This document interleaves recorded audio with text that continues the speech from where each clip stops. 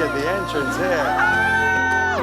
Yay! She's taking photos with our amazing students as she makes her way to the stage. Hi! Hi! Thank you. Amazing. Woo! Yeah! That was an awesome intro. Wow. I wish I could walk into every room like that at all times. What's up? 2025 Stand With Us Convention Conference! Woo! Okay, I know you guys could be a little louder than that. I know it's a little early in the morning, but how are we doing today?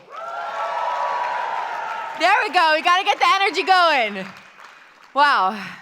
Look around this room. This is what I call resilience. This is strength. This is the future. My name is Montana Tucker. I am a singer, a dancer, an actress, a social media activist with over 14 million followers. But most importantly, I am a proud Jew and I stand with Israel. Woo! Just, out of curiosity, who else in this room stands with Israel? That's right. That's right. Bringing people together of all ages, races, religions, ethnicities, and sexual orientations has always been extremely important to me. I can't tell you how powerful it is to stand here in front of all of you young people from around the world, Jewish, not Jewish, different backgrounds, different stories, but we're all here for the same reason: to stand up for truth, to stand up against hate, and to stand with Israel. Yes. Now, I know that this past year and a half hasn't been easy for a lot of us, probably for all of us. Since October 7th, 2023, we have seen antisemitism explode in ways that I don't think any of us could have ever even imagined. On our campuses, online, and in our communities. And yet, all of you are here. And you're not backing down, but instead you are showing up. So that is what I call resilience. And I am so proud of each and every one of you. You're all amazing.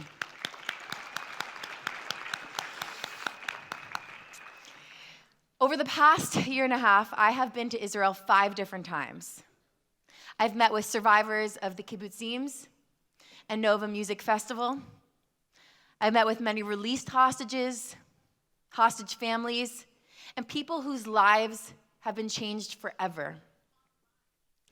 I've created many videos for social media, and I even made a documentary called The Children of October 7th, where I interviewed children ages 11 to 17 that were either taken hostage by Hamas or watched Hamas murder their parents right in front of them. I would just like to take a moment to honor the memories of Sahi Idan and Ohad Yahalomi, whose bodies were just returned to Israel yesterday after over 500 days in captivity. I interviewed their children as a part of my documentary, and we had hopes that their father was going to return home alive. Of course, I also want to take a moment to honor the Bibas family. As you can see, I'm wearing these crazy orange boots, and I painted my pin half orange in honor of the Bibas family. And out of all of the people that I've met in their darkest moments, do you know what they tell me? They say they tried to break us, but we are still here. And we're not just here, we are louder, prouder, stronger than ever before.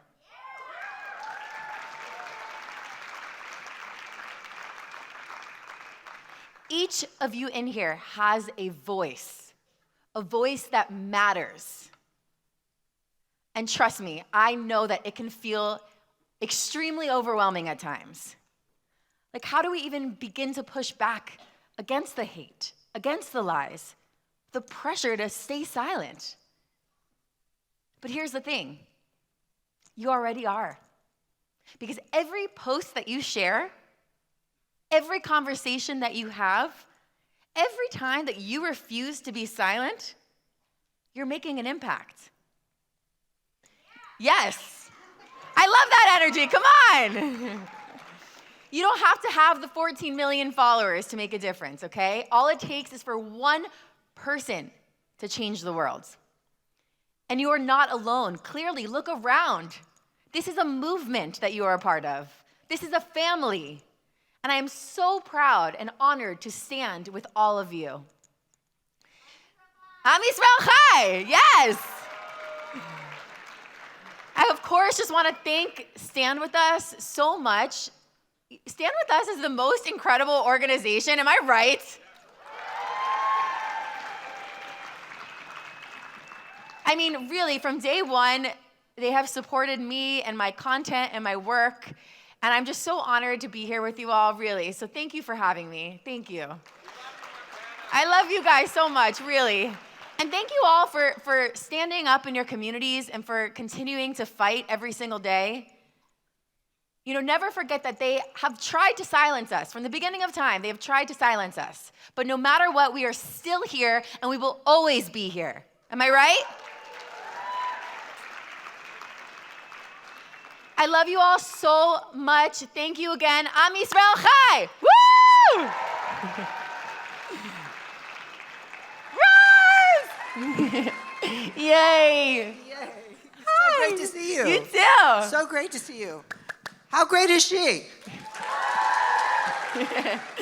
I love those boots. They're a little crazy, but I needed orange, and for some reason, this was the orange I had in my closet. I don't know. You literally had these orange boots in your closet. You know, from when I do these crazy dance videos, I have all of these costumes in my place. So here they are. But amazing, yes. Amazing. So the last time I saw you was December 15th. Yes. When we gave you a surprise award. Thank you. We gave her the award that's called the Guardian of Israel Award because she is a guardian of Israel. Thank you. It was a big surprise. I had no idea, and it was truly the biggest honor. But exactly what you said to everybody in here, we're all literally guardians of Israel now.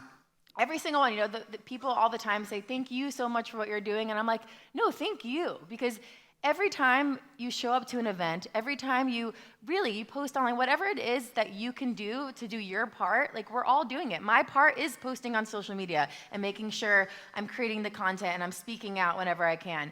Your part is showing up in your communities, talking to your friends, you know, being involved with organizations like Stand With Us. That's you guys doing your part. So all of us have to thank each other because we're all in this together. That's right. That's right. And if we think about it, there are people around the world that literally feel the way that we do. So we're not alone at all. Absolutely not. Yes. Tell us a little bit about the night you wore that incredible dress to the Emmys. Was it? It was the Grammys. The Grammys. Yes. Tell us about that.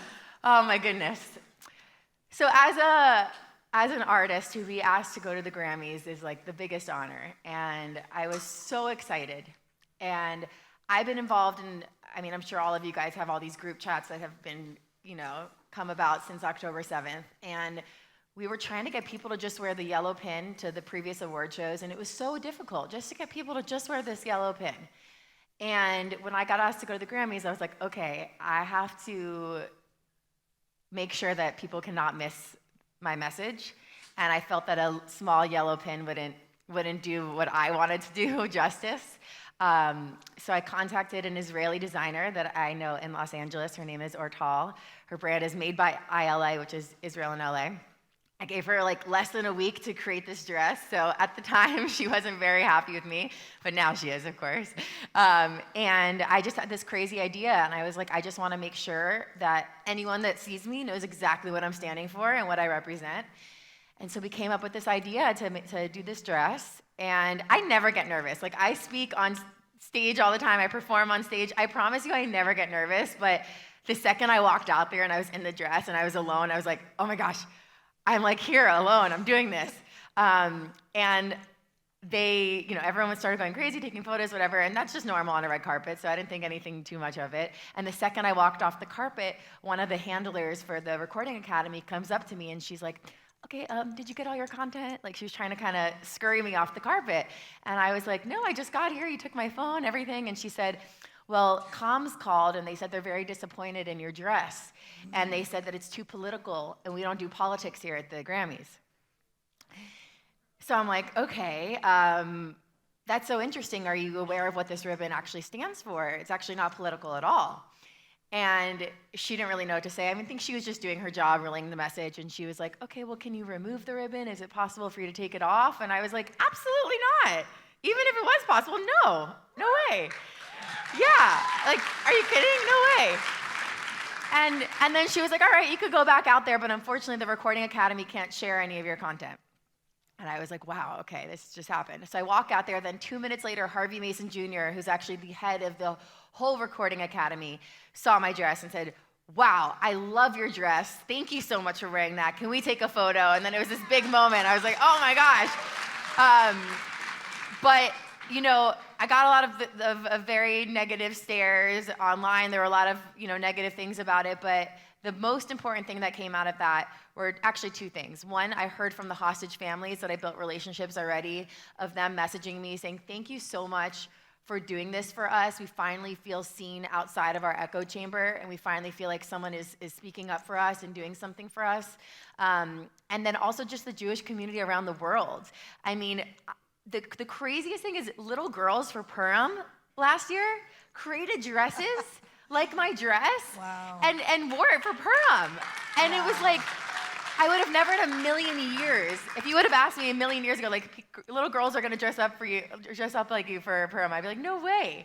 So it really inspired a lot of people too, and that's all I ever want to do at the end of the day. And then also now that a lot of the release hostages that I have built relationships with, they didn't know I did this, obviously, because they were unfortunately there. And so when they saw the dress afterwards, it just a lot of beautiful moments came from that. So I'm just really grateful. Amazing that you did that. And courageous, really, courageous. Thank you. Because it would feel alone. I was going to ask you about feeling alone. I felt completely alone. Exactly. For like the first time, honestly, because I feel like, yes, in the entertainment industry, I felt alone a lot from speaking out.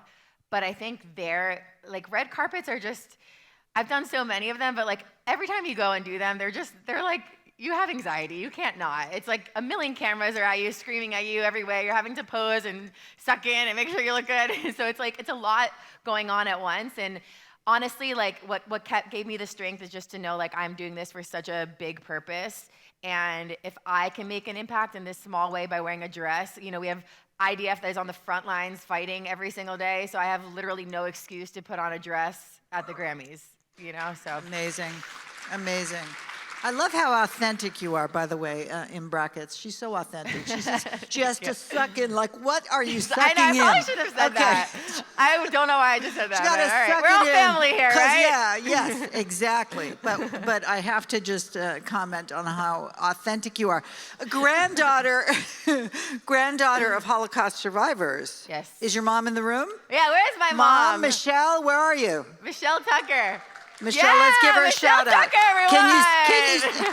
Can you stand up? Is she standing? She's standing. Oh, you're standing. You don't see me anywhere without my mom, so just know anywhere I am, my mom's there somewhere. Michelle is in my club. We have this club. Daughter of two survivors? Yes. Daughter of two survivors. Yes. It's a special club. We get these things that other people don't 100%. necessarily get.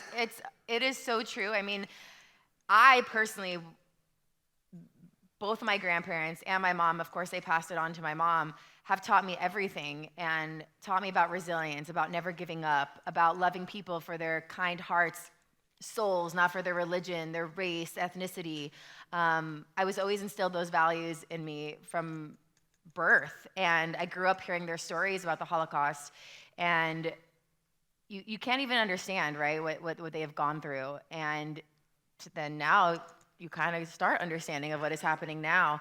But for sure, I think that's what gives me the strength in my fearless mentality is that they went through the worst of the worst and they never gave up and they kept going. And just Holocaust survivors in general and Jews in general, no matter what hardships they have gone through, they always truly come out stronger, come out, really more resilient, have so much love for life, and that's why they appreciate every little thing, because they had to go through so much. We talked about this yesterday, the gratitude. Oh, yeah. They appreciate every little thing, and that's what I was going to ask you next.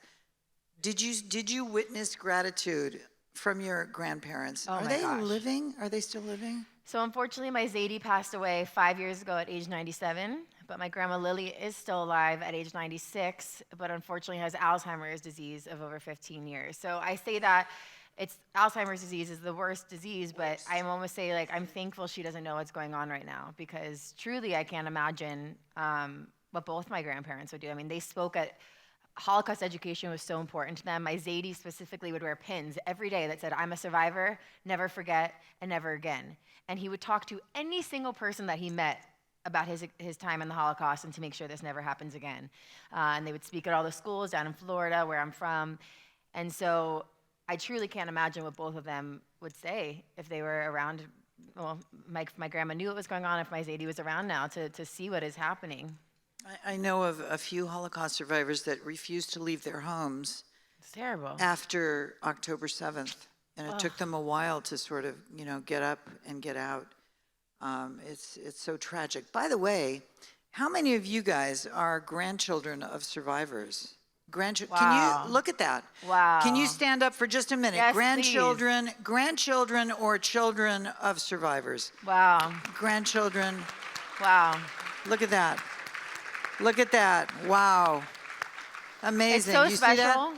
It's like a calling, Montana. It's so special because Thank you. Your grandparents, like what I say now is, unfortunately, Jews back then, that's why when we talk about people that are not standing up and not speaking up right now, because if you were Jewish back in the Holocaust, it didn't matter how rich you were, how successful you were, how famous you were. Let's say social media was around then, how many followers you would have had.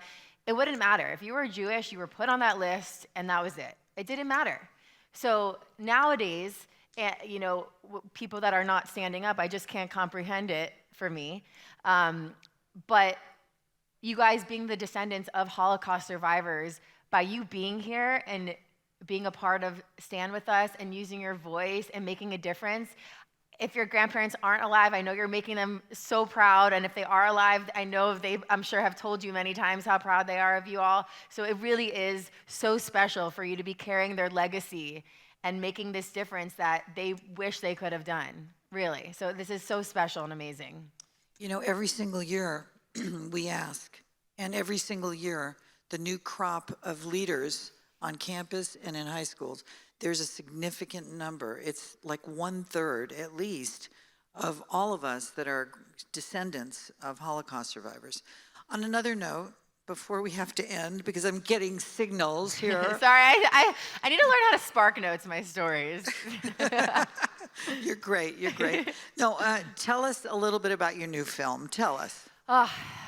It's just crazy because even before this past week, this film was more important than ever. But now the past few weeks have made it even more crucial. I always work with kids through my dance videos. If you look at all my content before October 7th, I do a lot of dance fun videos with children. I've just always had a very special connection to them and with them, and I'm really grateful for that. And so I got this opportunity to create this film, The Children of October 7th, where I interviewed children ages 11 to 17, like I said, that were either taken hostage, witnessed Hamas murder their parents right in front of them, or at the time, their parents were still hostage. Unfortunately, 2 of the kids, actually 3, Yael Idan, I interviewed for my documentary, and unfortunately, her father's body was just returned yesterday.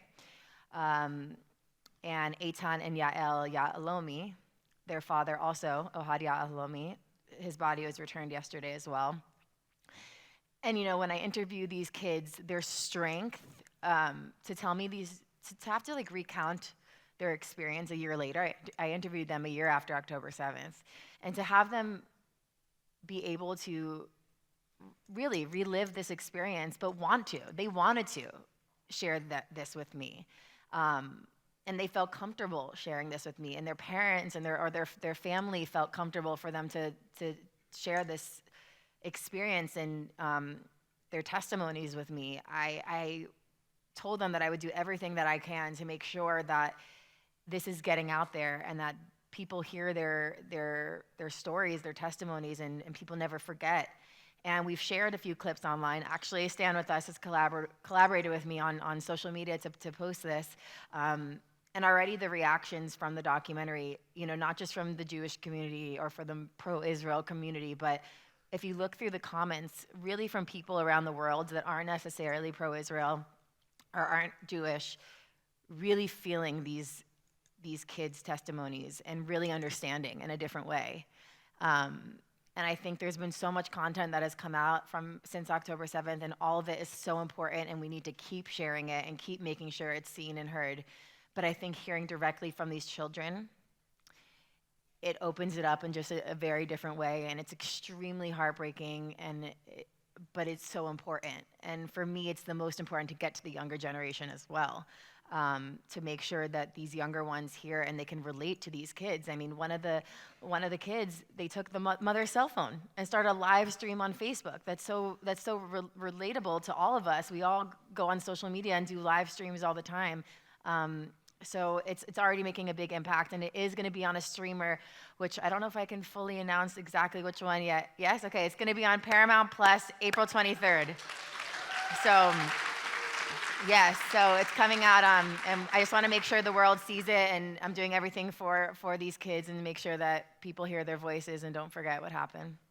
Did you think about doing a college campus tour maybe? Yes, I have, and I'm doing it with Stand With Us. Yes, hopefully. No, the college tour is so important to me. My following, especially before October 7th, was predominantly Gen Z and the younger generation. Now it's kind of cool because I feel like the parents watch my videos with their kids. I don't know if that's with you guys, but that's sometimes what I hear, and I'm like, that's so cool. But for me, it's really important to get to the younger generation. All of you are in college, high school, right? What's the age? Half of them are high school and half of them are college. Half of you guys are high school, half of you guys are college. You guys are the most important. Do you understand that? Because you are our future, you are the most important group of people that we need to make sure that because you have the power and the ability to make a change. You really do. What happens in the next few years is going to be because of you guys. I know it's it sounds like a lot of pressure, but you all have the power and the ability to make a difference in your communities and in your schools and with your friends and online. So that's why it's so amazing. I know I've said this 100 times, but that you are here and that you are involved with Stand With Us and you're making a difference because you guys are our future and you guys have the ability to really change what's going on right now. So these guys are leaders. They're leaders. They're leaders. Absolutely. So when you're ready, Montana, you'll contact us and we're going to contact them. I'm ready. Let's go. We're going. In April. No, seriously. I mean, it's really important to me. So I hope to see you all at your colleges or in your high schools. That would be awesome. Thank you for everything you do. Thank you.